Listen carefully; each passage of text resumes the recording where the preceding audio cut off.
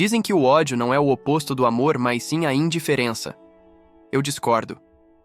Depois daquela noite, aprendi que o ódio é uma verdade guardada por tempo demais, esperando apenas uma faísca para incinerar tudo ao redor. Meu nome é Bruno. Tenho 36 anos e até às 22 horas daquela terça-feira, eu me considerava um homem de sorte. Eu tinha um bom cargo em uma multinacional, uma casa confortável e, o mais importante, eu tinha a Beatriz e o pequeno Léo, de apenas 2 anos. O Léo era o meu mundo. Eu trabalhava 12 horas por dia pensando no futuro dele, nas escolas que ele frequentaria, no homem que ele se tornaria. Beatriz sempre foi uma mulher difícil, com um temperamento que eu chamava de forte, para não dizer tóxico. Ela vinha de uma família que sempre valorizou o status acima de tudo. Nos últimos meses, as brigas se tornaram diárias. O motivo era sempre o mesmo: dinheiro. Não que faltasse, mas nunca era o suficiente para o padrão que ela queria ostentar nas redes sociais e nos jantares com as amigas ricas.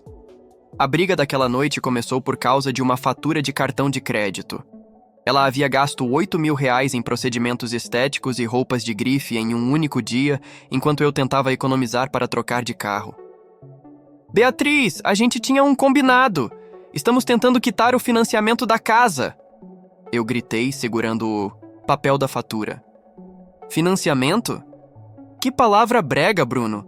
Eu não nasci para viver contando moedas com um homem medíocre como você. Ela rebateu, jogando a taça de vinho na pia com força. O som do vidro quebrando pareceu o sinal de início de um round final.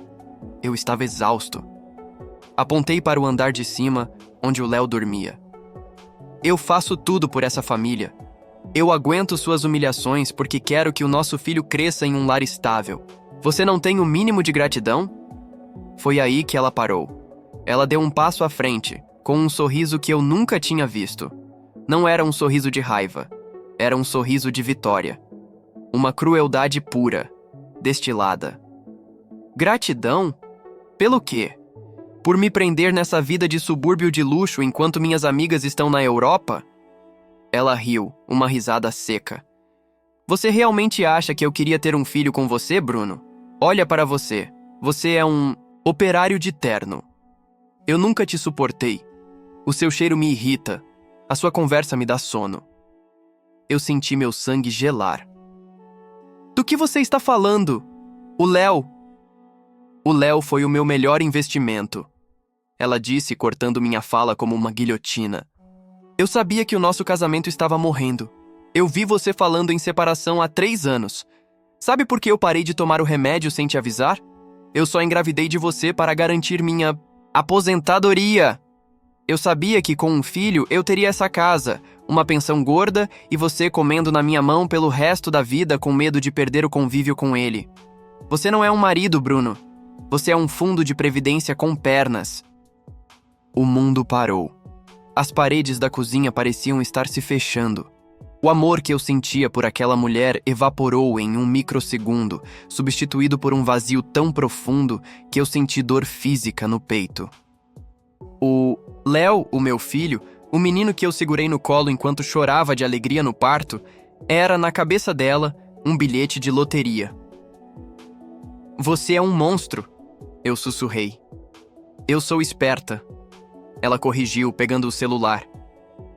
E se você tentar sair por aquela porta ou pedir o divórcio, eu vou ao tribunal e digo que você é agressivo.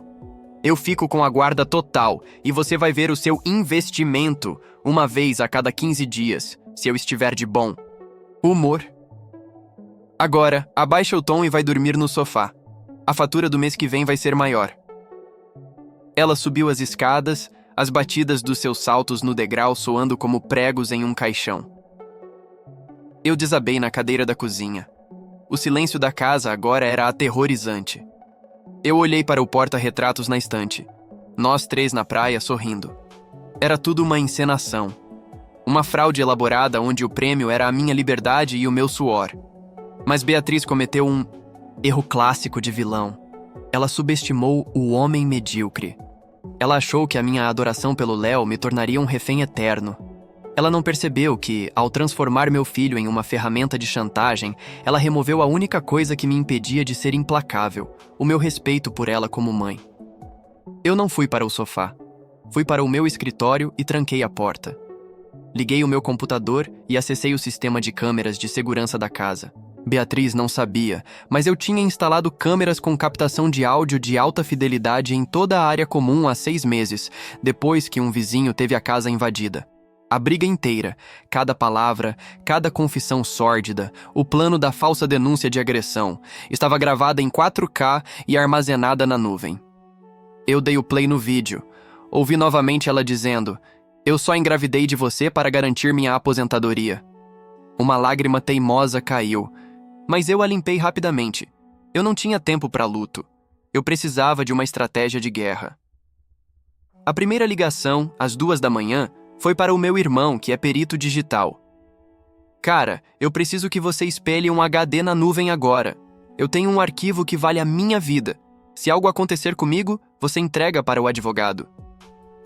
A segunda ligação foi para um contato que eu esperava nunca ter que usar. O Dr. Marcelo, um advogado de família conhecido como o ceifador. Ele não aceita casos simples. Ele só entra quando o objetivo é a destruição total do oponente. "Doutor, eu tenho uma confissão de alienação parental premeditada, fraude emocional e ameaça de falsa denúncia.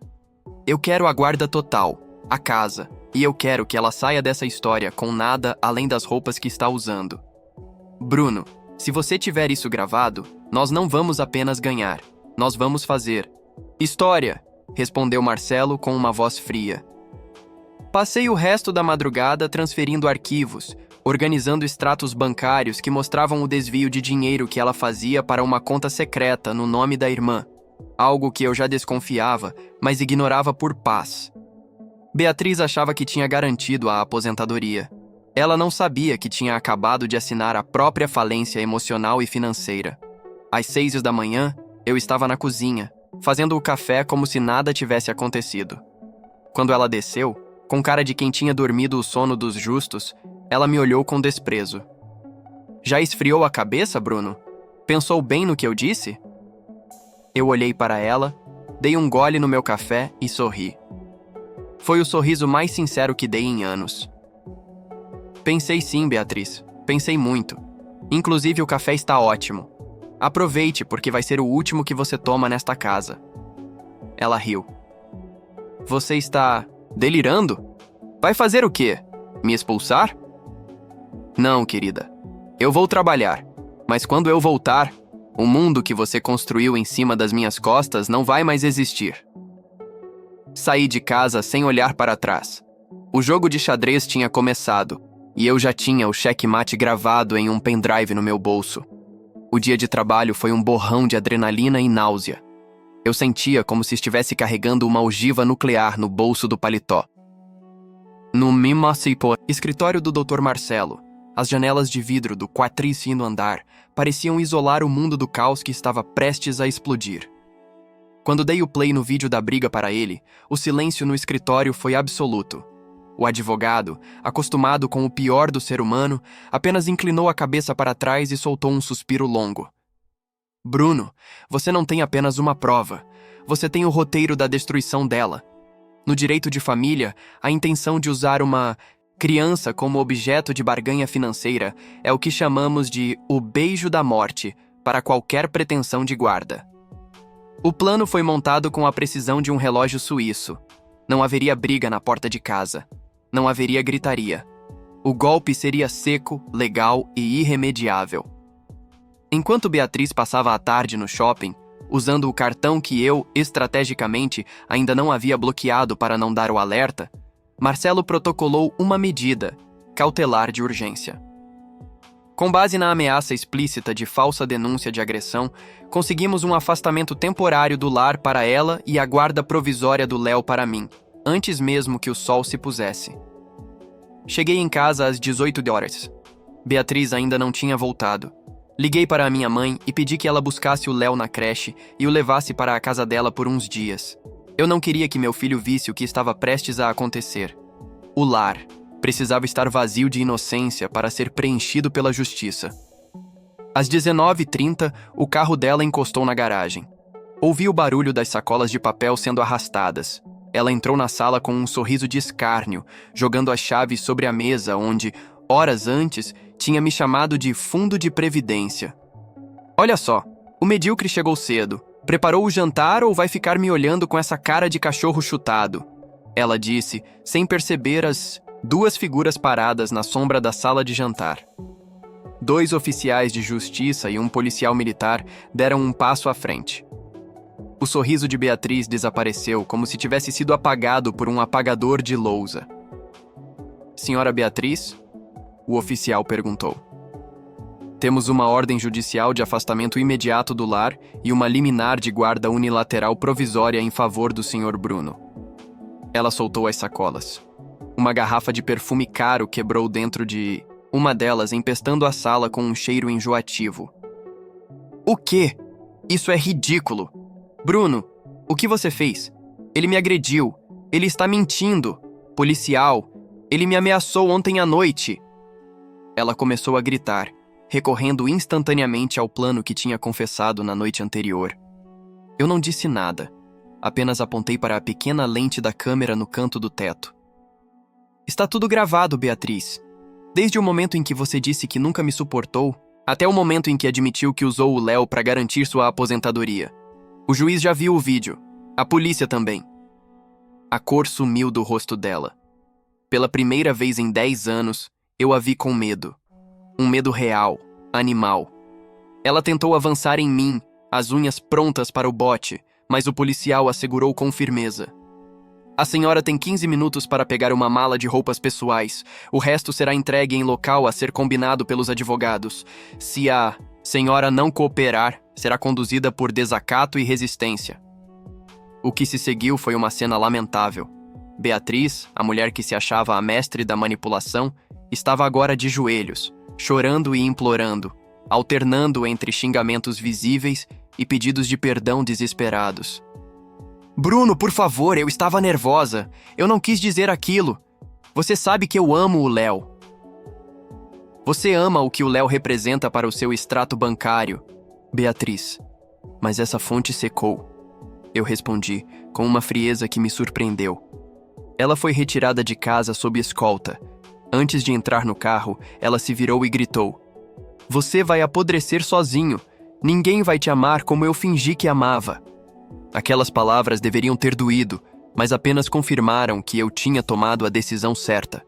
Nos dias que se seguiram, a batalha se mudou para os tribunais e para o campo financeiro. Beatriz tentou, através da irmã, esvaziar a conta secreta onde vinha escondendo o dinheiro que desviava de nós. O que ela não esperava era que o Dr. Marcelo já tivesse solicitado o bloqueio de qualquer ativo vinculado ao CPF dela e de parentes próximos sob suspeita de ocultação de bens. A irmã dela, que sempre foi sua cúmplice nas humilhações que faziam a mim pelas costas, foi intimada a depor.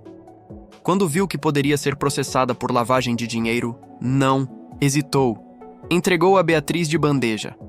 Confessou que a ideia de engravidar para garantir o futuro tinha sido discutida em um almoço de família anos atrás. Cada nova descoberta era um prego no caixão da reputação da Beatriz. Ela tentou usar as redes sociais para se vitimizar, postando fotos antigas com o Léo e dizendo que eu o tinha sequestrado. Mas eu não deixei barato. O Dr. Marcelo enviou uma notificação extrajudicial para a plataforma e entramos com um processo de danos morais e alienação parental. O golpe final no ego dela veio quando o conselho tutelar fez a visita à casa da mãe dela, onde ela estava morando. Eles encontraram um ambiente instável, com Beatriz em colapso nervoso, gritando sobre como a vida dela tinha acabado, porque não tinha mais dinheiro para o salão de beleza.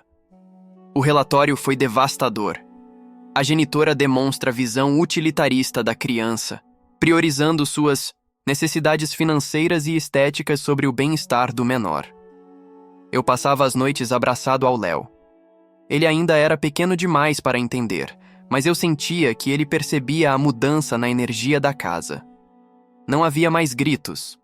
Não havia mais o clima de Guerra Fria. Eu estava exausto, com olheiras profundas e milhares de reais em custos advocatícios. Mas pela primeira vez em anos, eu conseguia respirar. Na véspera da audiência de conciliação, que de conciliação não teria nada, o advogado da Beatriz me ligou. Senhor Bruno, minha cliente está disposta a abrir mão de qualquer partilha da casa e do carro em troca de uma pensão alimentícia fixa e da guarda compartilhada. Ela quer resolver isso de forma amigável agora. Eu ri para o telefone. Diga a ela que o tempo de ser amigável acabou quando ela chamou meu filho de investimento. Nós vamos até o fim. Eu não quero a casa. Eu não quero o carro. Eu quero que ela assine a renúncia total à guarda e aceite visitas assistidas uma vez por mês. E se ela não aceitar, eu vou liberar o vídeo da confissão para todos os contatos dela e para a imprensa local. Vamos ver como o branding dela sobrevive a isso. Houve um longo silêncio do outro lado. Eu vou transmitir a proposta. Eu sabia que ela aceitaria. Beatriz não suportaria viver sem a admiração dos outros. Para ela, ser vista como uma mãe de aluguel do próprio marido era um destino pior do que a pobreza. O homem medíocre tinha acabado de desmontar o império da Rainha de Gelo. E o prêmio não era dinheiro. O prêmio era o sorriso do Léo na manhã seguinte, sem o veneno da mãe por perto. O dia da audiência final parecia carregar o peso de uma década. O corredor do fórum era frio, com aquele cheiro característico de papel antigo e cera de chão que só lugares onde vidas são decididas possuem. Eu estava sentado ao lado do Dr. Marcelo, que revisava os documentos com a calma de um cirurgião. Do outro lado do corredor, Beatriz estava sentada com sua advogada. Ela não usava mais as joias caras. Vestia um conjunto sóbrio, tentando projetar a imagem da mãe injustiçada. Mas o olhar que ela me lançava quando ninguém estava vendo ainda era o mesmo. Puro veneno. Quando entramos na sala, o juiz, um homem de cabelos brancos e olhar cansado, foi direto ao ponto. Ele já havia assistido ao vídeo. Ele já havia lido os relatórios do Conselho Tutelar e as provas de desvio patrimonial. Senhora Beatriz, começou o juiz, sem tirar os olhos do processo. Em 30 anos de magistratura, poucas vezes vi uma confissão tão explícita de desvio de finalidade da maternidade. A senhora não apenas planejou usar uma vida humana para ganho financeiro, como ameaçou o sistema judiciário com a promessa de uma denúncia falsa de agressão. Isso é crime. O advogado dela tentou intervir, falando sobre momento de desespero e conflito de casal, mas o juiz levantou a mão, silenciando-o. Não houve conflito aqui. Houve um plano, e o bem-estar do menor, o pequeno Léo, não pode estar sob a influência de alguém que o vê como uma apólice de seguro. A sentença foi um golpe de misericórdia. O juiz concedeu a guarda unilateral para mim. Beatriz teria direito a visitas quinzenais, estritamente assistidas em um centro de apoio, sem direito a pernoite, até que passasse por uma avaliação psicológica completa e prolongada. Quanto à parte financeira, o magistrado foi implacável. Como ficou provado o desvio de bens e a má-fé na constância do casamento, ela saiu da partilha com apenas uma fração do que esperava. O suficiente apenas para recomeçar em um lugar simples, longe do luxo que ela tanto amava. Quando saímos da sala, Beatriz me parou no corredor. Os seguranças estavam por perto, mas ela não gritou. Ela se inclinou e sussurrou com a voz trêmula de ódio. Você ganhou agora, Bruno, mas o Léo vai crescer. E eu vou contar pra ele que o pai dele destruiu a mãe dele. Eu vou fazer ele te odiar. Eu parei, olhei pra ela e pela primeira vez senti apenas pena. Sabe qual é a diferença entre nós, Beatriz? Eu não vou precisar contar nada. O Léo vai crescer em um ambiente de verdade. E quando ele for homem o suficiente para entender, ele mesmo vai ver o vídeo que você gravou com a sua própria boca. Você não é a vítima dessa história. Você é o vilão que ele nunca vai precisar enfrentar, porque eu vou estar lá para protegê-lo. Ela deu as costas e saiu batendo os saltos, mas desta vez o som não me incomodou. Era apenas o barulho de alguém indo embora da minha vida para sempre. 6 meses depois, a casa em Birigui finalmente se transformou em um lar. Vendi os móveis que ela escolheu, pintei as paredes de cores que traziam luz e transformei o antigo quarto de vestir dela em uma brinquedoteca enorme para o Léo. Não foi fácil. Houve noites em que eu acordava suando, achando que ainda estava vivendo aquela mentira. Houve o peso de explicar para os amigos e para a sociedade por que a esposa perfeita tinha sumido. Mas a verdade tem uma força própria. Quando as pessoas souberam da realidade, os olhares de julgamento se transformaram em apoio. Beatriz tentou manter as aparências por um tempo. Postou algumas fotos chorando em um apartamento pequeno, tentando angariar simpatia de seguidores, mas o branding de vítima não colou. Sem o meu dinheiro para sustentar as mentiras, o círculo social de elite dela a descartou rapidamente. Soube que ela voltou a morar com a mãe e está trabalhando como vendedora em uma loja de shopping. O mesmo shopping onde ela costumava gastar milhares de reais em uma tarde. O Léo está florescendo. Ele está falando mais, correndo mais e, o mais importante, ele sorri com os olhos. Nas visitas assistidas, ele vai, brinca, mas quando volta para mim, ele me abraça com uma força que diz tudo o que eu preciso saber. Eu sou o porto seguro dele. Certo, domingo, enquanto ele brincava no jardim e eu preparava um churrasco para o meu irmão e o Dr. Marcelo, que acabou se tornando um grande amigo, eu olhei para o céu azul e respirei fundo. O ar não tinha mais o cheiro de perfume caro e falsidade. Tinha cheiro de grama cortada e de futuro. Eu não era mais o fundo de previdência. Eu não era mais o marido medíocre. Eu era um pai. Um homem que protegeu seu filho de uma tempestade que ele nem sabia que existia. O Reddit está cheio de histórias que terminam em tragédia, mas a minha terminou em renascimento. Aprendi que o amor por um filho pode transformar o homem mais calmo no guerreiro mais implacável. E que no final das contas, a melhor aposentadoria que alguém pode ter não é uma conta bancária cheia, mas a consciência limpa e o amor sincero de quem te chama de papai. A vida recomeçou aos 36 anos. E desta vez, eu sou o único dono do meu destino.